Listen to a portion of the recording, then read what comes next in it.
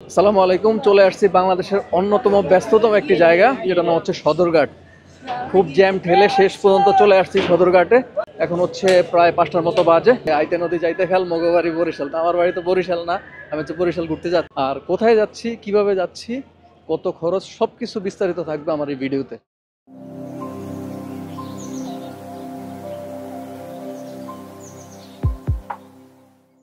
বাংলাদেশের সর্বদক্ষিণে নীল সমুদ্র আর অনাবিল প্রকৃতির কোলে লুকিয়ে আছে এক মোহনীয় স্বর্গভূমি, যার নাম চর মন্তাজ।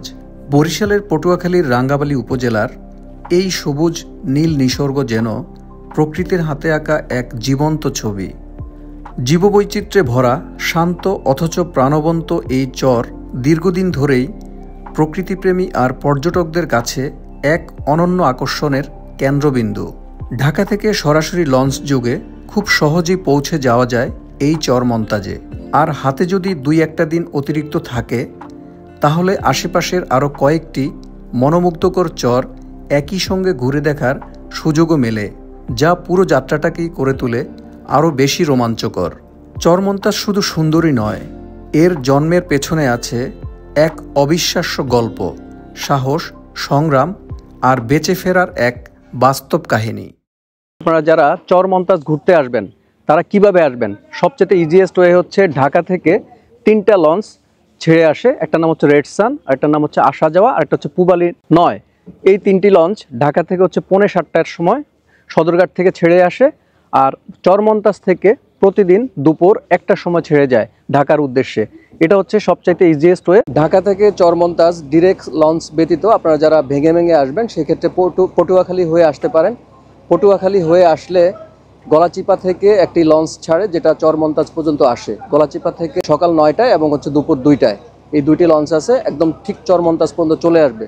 আবার আপনারা যখন রিটার্ন করবেন চর মন্তাজ থেকে, সেটা হচ্ছে সকাল 9টায় এবং হচ্ছে দুপুর 2:30টায়। এই 2টা লঞ্চ হচ্ছে আবার গলাচিপা পর্যন্ত যায়। তারপরে হচ্ছে আপনারা গলাচিপা থেকে পটুয়াখালী হয়ে আপনারা বাসেও যেতে পারেন, কিংবা ওইখান থেকে আবার লঞ্চে করেও ঢাকায় যেতে পারেন। এটা হচ্ছে আরেকটা গেটওয়ে। প্রায় 110 বছর আগে ব্রিটিশ আমলে 1914 সালের দিকে পটুয়াখালী মহকুমার গলাচিপা থানায় কর্মরত ছিলেন সরকারি কালেক্টর অফিসার মমতাজউদ্দিন আহমেদ। সরকারি কাজে সমুদ্রপথে ভ্রমণের সময় তিনি পড়ে যান ভয়ঙ্কর সাইক্লোনের তাণ্ডবে। প্রচণ্ড ঝড়ে সরকারি খাস নৌকা নিয়ন্ত্রণ হারিয়ে প্রায় 2 দিনের মতো গভীর সমুদ্রের দিশেহারা হয়ে ভাসতে থাকেন তিনি। অবশেষে নিস্তেজ শরীরে তিনি পৌঁছান সাগরের বুক চিরে জেগে ওঠা এক নতুন ভূমিতে, এক অচেনা নবজাত চর। ধীরে ধীরে বুঝতে পারেন এই ভূখণ্ডের মাঝে লুকিয়ে আছে অপার সম্ভাবনা। তিনি নিজের প্রাণে বাঁচার সেই অবিশ্বাস্য অভিজ্ঞতা ও চরের সম্ভাবনাকে নিয়ে একটি সার্ভে রিপোর্ট তৈরি করে তৎকালীন বরিশালের ইংরেজ আইসিএস কালেক্টর মিস্টার FW স্ট্রংয়ের কাছে জমা দেন। তার সাহস, দূরদৃষ্টি ও অবদানের প্রতি সম্মান জানাতে ব্রিটিশ কালেক্টর ওই নতুন ভূমির নাম রাখেন চর মমতাজ। সময়ের প্রবাহে নামটি রূপ বদলে আজ পরিচিত আমাদের সবার প্রিয় চর মন্তাজ হিসেবে। চর মন্তাজ ঢাকা থেকে ডিরেক্ট লঞ্চ যোগে যাওয়া যায়, এছাড়াও ভিন্ন পথে ভেঙে ভেঙে যাওয়া যায়। তবে আমাদের ভ্রমণকে আরও আকর্ষণীয়, রোমাঞ্চকর করার জন্য আমরা ডিরেক্ট পথে না গিয়ে একটু ভিন্ন পথে যাওয়ার চেষ্টা করতেছি। তারই বিস্তারিত ধারণা আপনাদেরকে এই ভিডিওতে দিব। তাহলে চলুন শুরু করি। জাহাজে উঠে গেলাম, আর এখন হচ্ছে প্রায় 6:30টার মতো বাজে। আমাদের শিপ ছাড়বে হচ্ছে 7টার দিকে। এখানে হচ্ছে 3 তলাতে আমরা যেখানে আছি, এখানে অনেকগুলা কেবিন আছে। কেবিন এখানে মোস্ট প্রবাবলি প্রায় 100-র উপরে আছে। যেহেতু আজকে বৃহস্পতিবার, এখানে আজকে কেবিন পাওয়া, সিট পাওয়াটা একটু দুঃসাধ্য ব্যাপার ছিল। তারপরও লাকিলি আমরা এই যে VIP 3 এই কেবিনটা পাইছি। তো আমি একটু ভিতরে ট্যুর দিই আপনাদেরকে, যে কেবিনের সাথে কি কি পাইছি আমরা, কি আছে। এই হচ্ছে জাস্ট টোটাল রুমের একটা অ্যাম্বিয়েন্স। এখানে আমরা ব্যাগগুলো রাখছি, একটু অগুছালো আছে। রুমটা ছোট। এখানে আমরা শেষ মুহূর্তের জন্য প্রায় 4 জনের জন্য এই রুমটা নিচ্ছি। এখানে কর্নার থেকে দেখালে দেখেন বড় একটা খাট আছে, উপরে ফ্যান আছে, আর সেন্ট্রাল AC আছে। তারপর হচ্ছে জামা কাপড় রাখার জন্য 2টা হুক আছে, দেন একটা মিরর আছে। আর কমপ্লিমেন্টারি বলতে এখানে পানি আছে, জগে আছে, তারপর একটা বোতল ছিল খেয়ে ফেলছি আমরা, টিস্যু আছে, জায়নামাজ আছে, আর কম্বল, এই তো বালিশ, কোল বালিশ, এই যে এগুলো আছে।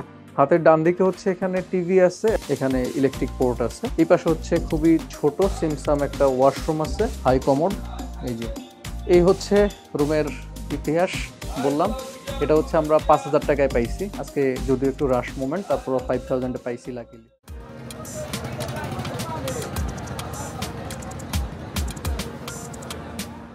এখন হচ্ছে 10টার মতো বাজে। এই শিপের একদম গ্রাউন্ড ফ্লোরে ইঞ্জিন রুমের পাশে আমরা হচ্ছে ডিনার করতে আসছি। এখানে ডিনারের মেনু হচ্ছে ইলিশ মাছ আছে, তারপর হচ্ছে পোয়া মাছ আছে এবং হচ্ছে চিকেন আছে। তো পোয়া মাছ আর ইলিশ মাছ হচ্ছে 200 টাকা করে, আর যে চিকেন আছে চিকেন হচ্ছে 180। এই হচ্ছে খাবারের আইটেম। এই শব্দের মধ্যে একটু অকওয়ার্ড লাগতেছে। আমাদের দোতলাতেও কেবিনের পাশে খাবারের ব্যবস্থা ছিল, কিন্তু সেটা না নিয়ে আমরা গ্রাউন্ড ফ্লোরে চলে আসছি এই ইঞ্জিন রুমের পাশে।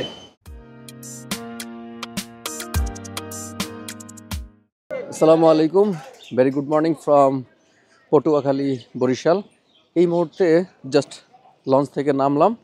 এখন হচ্ছে সকাল 7টার মতো বাজে। এখান থেকে আমরা এখন হচ্ছে অটো যোগে যাব গলাচিপা নামক একটি জায়গায়, আর বাদবাকি আপনাদের সাথে শেয়ার করব।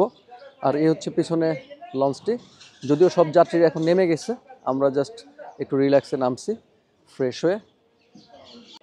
জাস্ট দিনের বেলার একটা দৃশ্য আপনাদের দেখাচ্ছি। পটুয়াখালীর যেই লঞ্চ টার্মিনালটা আছে, যেখানে এসে মূলত লঞ্চগুলো থামছে, দেখেন একদমই পুরো ফাঁকা, যেহেতু খুব সকাল, মানুষজন একদমই নাই। ওই যে সামনে এখানে লেখা আছে পটুয়াখালী নদী বন্দর, বড় করে লেখা আছে এখানে।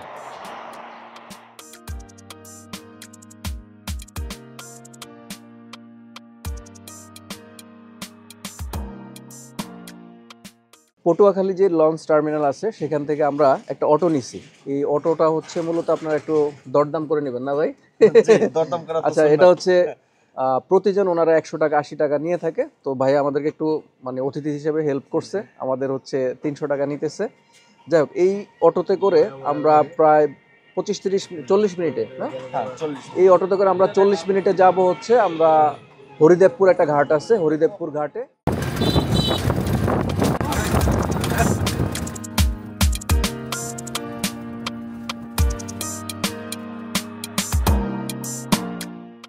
প্রায় 1 ঘন্টা অটো জার্নির পরে আমরা চলে আসছি হরিদেবপুর ফেরিঘাট নামক একটি জায়গায়। এখানে এসে একটা নর্মাল একটা রেস্টুরেন্টে আমরা খাইতে বসছি। এখানে মূলত সকালে যারা খায় খিচুড়ি, তারপর হচ্ছে রুটি, বিভিন্ন জিনিসপত্র পাওয়া যায়। তো আমরা হচ্ছে খিচুড়ি নিচ্ছি, ডিম সহ খিচুড়ি। এটা হচ্ছে 70 টাকার প্যাকেজ। পাশাপাশি হচ্ছে তাদের অনেকগুলো ভর্তা আইটেম আছে, যেটা দেখে আমি লোভ সামলাইতে পারি নাই। এটা হচ্ছে প্রত্যেকটা ভর্তা হচ্ছে 10 টাকা করে। আমার পেছনে নদীর ওই পাড়টা হচ্ছে হরিদেবপুর, আর এই পাড়টা হচ্ছে গলাচিপা। মূলত হচ্ছে ওই হরিদেবপুর থেকে এই পাড়ে আসতে হলে, বিশেষ করে গাড়ি আসলে তারা হচ্ছে ফেরিতে পারাপার হয়, আর সাধারণ মানুষ হচ্ছে এরকম ইঞ্জিন চালিত বোটে করে আসে। এটা হচ্ছে জনপ্রতি 10 টাকা করে। যে এই জায়গাটা হচ্ছে গলাচিপার মধ্যে পড়ছে। যে এখানে কিছু ছোট ছোট শপের দোকানের মতো দেখা যাচ্ছে। এই জায়গাগুলোর থেকে মূলত তারা মাইকে ডাকতেছে, এখান থেকে এই যে এই ট্রলারগুলা সেই বিভিন্ন চরের উদ্দেশ্যে চলে যায়। এখানে পাশাপাশি আপনি স্পিড বোট পাবেন, স্পিড বোটেও করে যেতে পারবেন। দেখি আমরা এখন স্পিড বোটের কাছাকাছি যাচ্ছি। সো ভিউয়ার্স, ফাইনালি আমরা স্পিড বোটে উঠে পড়লাম। আপনাদেরকে চর মন্তাজ যাওয়ার জন্য 2টা পথের বর্ণনা দিচ্ছি। সর্বপ্রথম, আপনারা যদি টাকা সেভ করতে চান কিংবা সময় বেশি নিয়ে যেতে চান, সেই ক্ষেত্রে হচ্ছে আপনারা এখানে যে ট্রলার আছে সেই ট্রলারে করে যেতে পারেন। মানে ছোট শিপগুলা, এই শিপগুলাতে করে আপনাদের যেতে সময় লাগবে প্রায় 4.5-5 ঘন্টার মতো, যেটাতে ভাড়া পড়বে 120 টাকা প্রতিজন। এটা হচ্ছে সকাল 9টার মধ্যে ছেড়ে যায় এই গলাচিপা যে ঘাট আছে ঘাট থেকে। এছাড়াও আপনারা টাইম সেভ করতে হলে আমাদের মতো এরকম স্পিড বোটে যেতে পারেন। এটা হচ্ছে একটু ভেঙে ভেঙে যেতে হবে। সর্বপ্রথম গলাচিপা থেকে স্পিড বোটে জনপ্রতি 250 টাকা আপনারা চলে যাবেন হচ্ছে কোরালিয়া।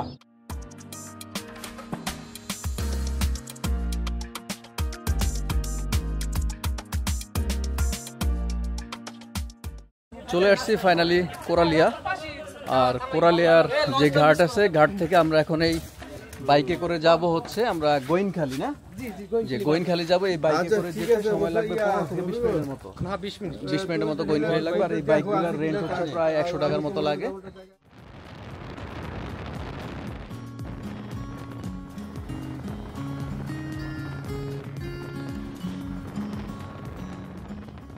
সো ভিউয়ার্স, 30 মিনিটের বাইক জার্নির পরে আমরা যে জায়গাটাতে এসেছিলাম সেই জায়গাটার নাম হচ্ছে গোইনখাল। গোইনখাল হচ্ছে একটা মূলত ঘাট। এই ঘাট থেকে আমরা এই স্টিমারে চড়ছি। এই যে স্টিমার, এই স্টিমার হচ্ছে প্রতিজন 70 টাকা করে। আমরা এখন যাচ্ছি হচ্ছে চরমন্তাজের দিকে। এখানে আসতে হচ্ছে 30 মিনিটের মতো স্টিমারের জার্নি হবে। তো এটা মোটামুটি আরামদায়ক। দেখেন এখানে লোকাল পিপলদের সাথে খুবই মজা লাগতেছে। আলহামদুলিল্লাহ ফাইনালি অনেক ধকলের পরে চলে আসলাম সেই চরমন্তাজ। এই হচ্ছে লঞ্চ ঘাট। এই যে এখানে মাঝখানে লেখা আছে খুব সুন্দর করে চরমন্তাজ। তোমাদের দুইজনের বাসায় যদি আমরা থাকতে চাই রাখবা? হ্যাঁ, কি খাওয়াবা তোমরা, কি খাওয়াবা সেটার উপরে ডিপেন্ড করে আমরা হ্যাঁ। আলহামদুলিল্লাহ ফাইনালি আমাদের মূল ডেস্টিনেশনে চলে আসছে, যেটা হচ্ছে মূলত আমরা আজকে থাকবো। তো মূল ব্যাপার হচ্ছে আপনারা যারা ইন্ডিয়াতে, মানে আমাদের পার্শ্ববর্তী দেশ ইন্ডিয়াতে মেঘালয় গিয়েছেন, তারা অনেকে ওইসব জায়গায় হোমস্টেতে থেকেছেন। তো বাংলাদেশের মানে বিশেষ করে চরমন্তাজে এসে এই জিনিসটা চোখে পড়লো, বা এই জিনিসটা আমরা আগেই জেনে আসছিলাম। এই কারণে আপনাদের সাথে একটু শেয়ার করতেছি। যেখানে নাম্বার দেয়া আছে, এই ব্যক্তির নাম হচ্ছে মহিউদ্দিন খান, দক্ষিণ চরমন্তাজ। এই যে ওনার নাম্বার দেওয়া আছে, আপনারা জাস্ট পজ করে নাম্বারটা কালেক্ট করে নেবেন।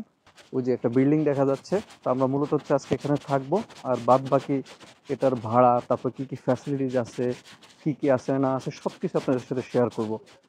আসসালামু আলাইকুম, মহিউদ্দিন ভাই কেমন আছেন? আপনার নামে তো মহিউদ্দিন ভাই না? আচ্ছা আচ্ছা, আজকে হচ্ছে আমরা আপনাদের কি বলে গেস্ট।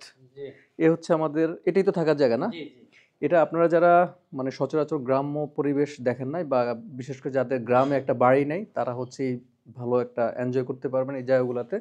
এখানে দেখেন একদম নিজেদের মানে গ্রামে যেই বাড়িগুলো থাকে ওরকম, কিন্তু এর মধ্যেও মহিউদ্দিন ভাই হচ্ছে তার নিজের প্রচেষ্টায় টুরিস্টদের জন্য সুন্দর করে যে বিল্ডিং করে রাখছে। রং করা হয় নাই আর কি, রং করা হয় নাই, 3 মাস হয়েছে। আচ্ছা আচ্ছা। খাবার দাবার খাওয়ার জন্য এখানে ডাইনিং টেবিল আছে। ইভেন এখানে এখানে একটা খাট আছে, ডাবল খাট। আর এই পাশে হচ্ছে আরেকটা খাট আছে। ইভেন আপনার এখানে এই যে পর্দা দিয়েও থাকা যাবে, সেপারেট জোন করে থাকা যাবে। এখানে হচ্ছে ওয়াশরুম আছে, যদিও এই ওয়াশরুমটা হচ্ছে লো কমোড। মহিউদ্দিন ভাই, ভিতরে তো আপনার হাই কমোডও আছে না? আচ্ছা, মহিউদ্দিন ভাইয়ের সাথে আসলে একটু আগে আমার একটু ডিটেল কথা হচ্ছিল। এখানে মূলত আপনারা যারা আসবেন ফ্যামিলি নিয়ে আসলে তাদের জন্য প্রাইসটা একটু ডিফারেন্স হবে। আর আপনারা যারা ব্যাচেলর লাইক আমাদের মতো 3-4 জন আসবেন, তাদের জন্য হচ্ছে প্রতিজন 400 টাকা করে। আর খাবার দাবারের ব্যাপারটা হচ্ছে আপনারা যেই মেনুটা পছন্দ করবেন, যেটা বাজারে এখন যেই প্রাইস আছে সেই প্রাইসটাই আপনারা দিবেন। আর মহিউদ্দিন ভাই যেটা বললো যে আপনারা খুশি হয়ে আমাকে যা দেন সেটা হচ্ছে আপনাদের ব্যাপার। আপনারা এখানে থাকবেন সবাই আমার গেস্ট হয়ে, এটাই হচ্ছে আমার জন্য সন্তুষ্টি। আর মহিউদ্দিন ভাই বা এই আশেপাশে যতগুলো হোমস্টে আছে, এখানে প্রায় কতটা হোমস্টে আছে আনুমানিক? 20-22টা। এই চরমন্তাজে বাংলাদেশের পাশে মানে যে মেঘালয় আছে ইন্ডিয়াতে, তাদের মতো করে এই সিস্টেমটা চালু হয়েছে। এটা আসলে আমরা একজন ট্রাভেল কন্টেন্ট ক্রিয়েটর হিসেবে তাদেরকে সাধুবাদ জানাই, এবং তারা যাতে এই জিনিসটা চালু রাখে।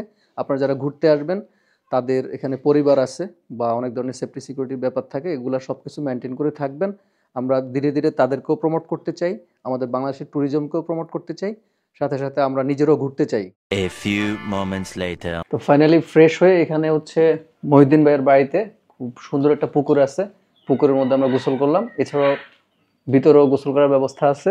ওনার বাসায় যা রান্না করছে, যেহেতু আমরা কোনো প্রকার মানে আগের থেকে জানাই নাই যে আমরা কি খাবো, এই জন্য হচ্ছে ওনার বাসায় যা রান্না করা ছিল সেটা দিয়ে আমরা লাঞ্চ করতেছি। আর যেই জিনিসগুলো আছে সেটা আমার সবগুলোই প্রিয় খাবার। এটা হচ্ছে বাঁধাকপি ভাজি চিংড়ি মাছ দিয়ে, তারপর হচ্ছে মূলার শাক। এই মূলার শাকটা হচ্ছে একদম ওনার বাসার সামনেই গাছটা লাগানো আছে। আর এটা হচ্ছে হাঁসের ডিম, মানে ওনার বাড়িতে যে হাঁস আছে হাঁসের ডিম ভুনা। তারপর হচ্ছে ডাল আছে অ্যাজ ইউজুয়াল। আর হচ্ছে ওনার বাড়িতে একদম নিজের গাভীর দুধ আছে এখানে। এই হচ্ছে আমাদের লাঞ্চের মেনু। আলহামদুলিল্লাহ রিজেকে যা আছে তাই তো খাচ্ছি। আমার ট্যুরের সঙ্গী সাথীদের সাথে আপনাদেরকে একটু ইন্ট্রোডিউস করে দিচ্ছি। আমি বরাবর যার সাথে ট্যুর দিই, রাসেল ভাই, দেশ বিদেশ সব জায়গায়। তারপর হচ্ছে এদিকে আছে সাগর ভাই।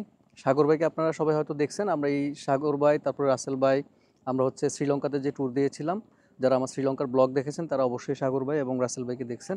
আর পাশাপাশি আমাদের আরেক ভাই আছে আনোয়ার ভাই। আনোয়ার ভাই হচ্ছে আমার ট্রাভেল পার্টনার রাসেল ভাইয়ের কাজিন। আমরা এই 4 জন মিলে হচ্ছে এই জায়গাগুলো এক্সপ্লোর করতেছি। আমরা যে জায়গায় হোমস্টে নিয়েছিলাম, ঠিক হোমস্টে থেকে একটা অটো নিয়ে চলে আসছি একটা জায়গায়। এই জায়গাটার নাম হচ্ছে চরমন্তাজ খেয়াঘাট। এখানে মূলত হচ্ছে আপনারা পিছনে দেখতেছেন অনেকগুলো ফিশিং বোট আছে। এই বোটগুলোর মাধ্যমে এখানে স্থানীয় যারা মানে মাছের বিজনেসের সাথে জড়িত আছে, তারা রাতের বেলায় মাছ ধরতে যায়, সাগরে মাছ ধরতে যায়। এছাড়াও ছোট ছোট কিছু নৌকা আছে ওই যে, এই নৌকাগুলোর মাধ্যমে তারা মানে মাছ ধরতে থাকে। ভাই আপনারা কি এই বোটের মাধ্যমে মাছ ধরেন না? আপনাদের সাথে একটু ইন্ট্রোডিউস করিয়ে দিই। মহিউদ্দিন ভাইয়ের হচ্ছে 2টা ছেলে আছে, তারা হচ্ছে দুইজনে আমাদেরকে হেল্প করতেছে এই চর ঘুরে দেখার জন্য। তো ওর নাম হচ্ছে তাইমুন, ওনার বড় ছেলে। তুমি তো পড়ো, 9-এ পড়ো মনে হয় না? 9-এ পড়ো। আর তোমার নাম কি? আব্দুল্লাহ। আচ্ছা, আব্দুল্লাহ এবং তাইমুন। আর তাইমুনের সবচেয়ে ভালো গুণ হচ্ছে ও খুব সুন্দর ছবি তোলে, আমাদের ছবি তুলে দিচ্ছে, এবং ওর ফটোগ্রাফির কম্পোজিশন, তারপর হচ্ছে ক্যাপচারের যে আইডিয়াসগুলো অনেক সুন্দর। আর আব্দুল্লাহ কি করতে পছন্দ করো তুমি? আচ্ছা, আব্দুল্লাহ আমাদেরকে হেল্প করতেছে ভালোভাবে। আসসালামু আলাইকুম। দুজন ভালো আছেন না? তা আপনারা কোন জায়গায় মাছ ধরেন? সোনারচর না? তো আজকে যাবেন নাকি মাছ ধরতে? প্রতিদিন যান নাকি? ও, এক জোয়ে গেলে কতদিন থাকেন? 4-5 দিন। তো ওই মাছগুলো কি ওই বরফের মধ্যে রাখেন না? ও, কি মাছ সাধারণত ধরেন? কোরাল মাছ, সালাশিঙ্গি মাছ, বগনি মাছ, খরশুল। এই চরের কি মানে এই ম্যাক্সিমাম মানুষই কি মাছ ধরার পেশায়? ও, মানে মাছ ধরা নিয়ে বা ও আমরা পড়াশোনা করে কি কেউ? পড়াশোনা করে না? আচ্ছা। এই জায়গাটা দেখেন, এই জায়গাটা খুবই সুন্দর। আর এখন সূর্যাস্তের সময় অলমোস্ট হয়ে যাচ্ছে। আর এদিক দিয়ে এখন যদিও জোয়ার চলতেছে, যার কারণে হচ্ছে পানি বেশি, জাস্ট বিচের এরিয়াটা একটু কম দেখাচ্ছে। তারপরও এখানের আশেপাশের যে সৌন্দর্যটা আসলে অসাধারণ। আপনারা যারা এখানে ঘুরতে আসবেন তারা এনজয় করবেন ইনশাল্লাহ।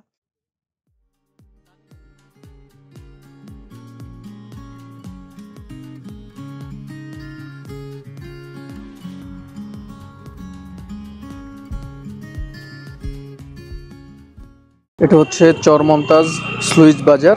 এখানে জাস্ট একটা গ্রামের বাজারের মধ্যে যা থাকে সব কিছু আছে এখানে।